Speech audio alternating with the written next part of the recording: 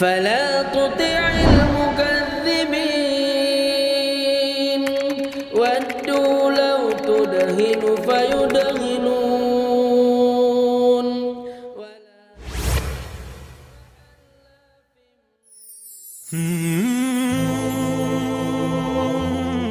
Kali ini kisah inspiratif datang dari warga Belanda yang bernama Chaim Verte. Meski Chaim bukan warga negara Indonesia, namun tingkat kepeduliannya dengan anak-anak jalanan Indonesia patut diapresiasi. Di usianya yang masih muda, segala materi bisa dibilang sudah didapatkan oleh Chaim Verte. Namun ternyata, kemapanan bukanlah segalanya, ada hal lain yang masih kurang dari hidup pengusaha asal Belanda ini.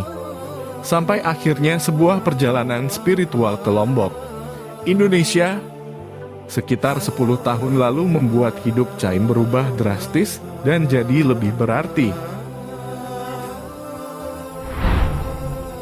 Di usia 16 tahun, Chaim muda sudah mampu mendirikan perusahaan sendiri. Pada usia 23 tahun hampir sudah semua materi dimiliki Chaim. Apartemen dan mobil saya sudah punya semuanya. Hanya saja ada sesuatu yang kurang dalam hidup saya, merasa kurang berarti banyak. Dan saya ingin melakukan hal lain untuk banyak orang, ungkapnya. Lantas, Chaim pun berpetualang dari satu negara ke negara lainnya untuk mencari hal yang kurang dari dirinya tersebut.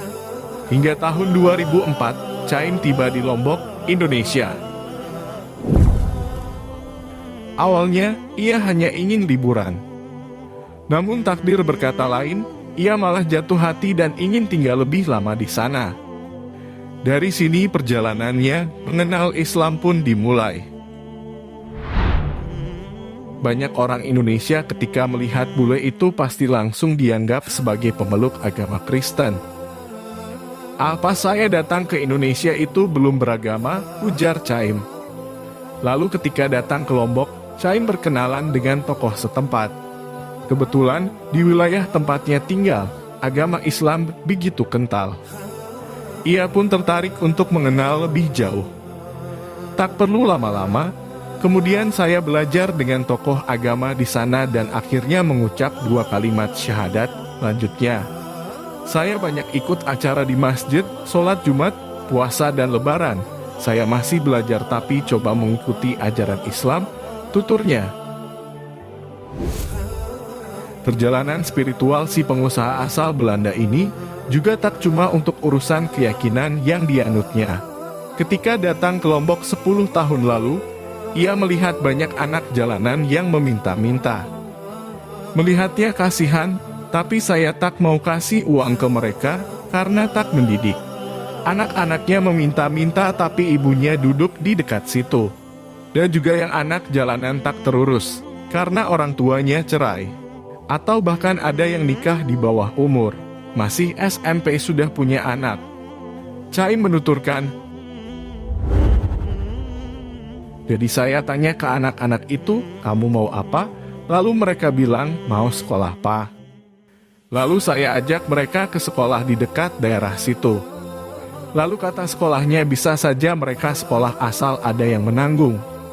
Jadi untuk setahun saya bayar sekolahnya, beli buku, dan itu ada beberapa anak yang tidak punya tempat tinggal. Ternyata pertemuannya dengan anak-anak jalanan tersebut membuatnya iba dan terenyuh. Menurutnya, ini adalah permasalahan yang cukup serius. Sejak saat itu, Chaim pun tergerak hatinya untuk melakukan hal besar demi mengubah masa depan anak-anak jalanan di Lombok. Chaim termasuk pengusaha muda yang sukses.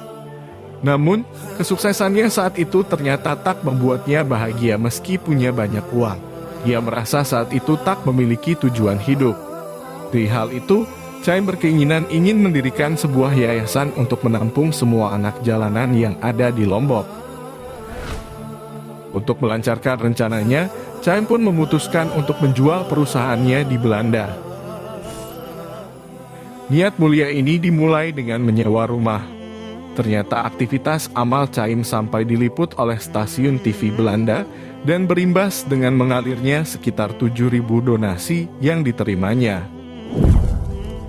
Modal ini pun dikonversikan Caim menjadi tanah seluas 1,5 hektar. Di sini didirikan Yayasan Peduli Anak yang memiliki 2 sekolah, sekolah dasar dan sekolah keterampilan, 3 asrama panti, 1 musola, 1 klinik, 1 kantor dan termasuk kolam renang pada tahun 2006 hingga 2008. Caim kini menjadi penyelamat anak-anak jalanan di Lombok. Dengan yayasan tersebut, ia berharap anak-anak jalanan bisa mendapatkan haknya.